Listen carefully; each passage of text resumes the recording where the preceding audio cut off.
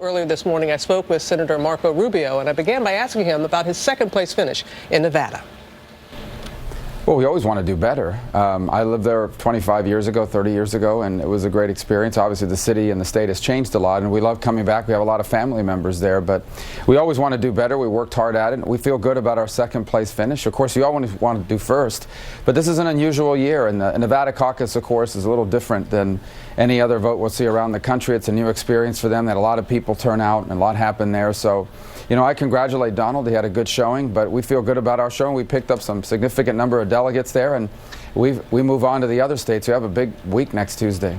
It was another big victory for Donald Trump, and he said that many are wondering why you haven't gone after him. Even he has said that you haven't hit him, and we know that the next debate is coming up. Do you expect to be, are you going to change your tactics? Are you going to be more aggressive towards Donald Trump? Yeah, I don't understand this. I mean, I know that there's this craving in the media for people to attack each other, but I've never been a campaign that attacks people. Now, if I've been attacked, I've responded. And we've set the record straight about policy differences, and I've pointed out the things that Donald is for that I don't agree with. But we'll have a debate on tomorrow night, and if there are policy differences, we're going to talk about those. If he says something I don't agree with, like he did in the last debate about George Bush being responsible for 9/11, I'm going to correct him on it. But you did say the other day that it seems like voters are gravitating toward the one who is the angriest. You didn't mention any names, but many people assumed that you were referring to Donald Trump. Were you? Well, sure, his rhetoric is one that taps into that anger, and let me tell you, I share in that anger.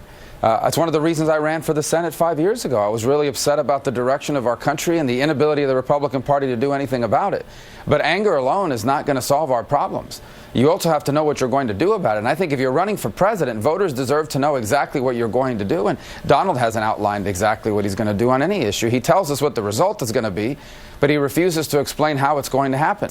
There have been 4 contests so far across the state, various parts of the country, and you have yet to come out on top. With Super Tuesday coming up, what does it need? What do you need to do? Yeah, I think what people need to understand about these contests between now and March 15th, all of these are places that award delegates, which is how the nomination is decided. It's not decided by how many states you win. It's decided by how many delegates you have, and it's awarding them proportionally.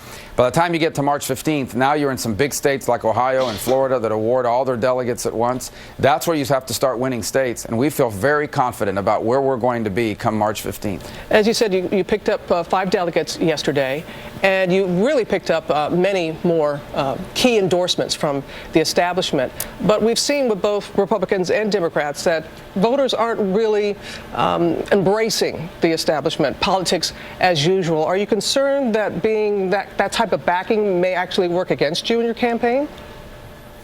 In order for the Republican nominee to become the president of the United States, it has to be someone that can bring the Republican Party together and then grow it as well. And what we're showing is the ability to bring it together, to bring together all kinds of people within the Republican Party, including some for whom I wasn't the first choice. Thank you so much, sir.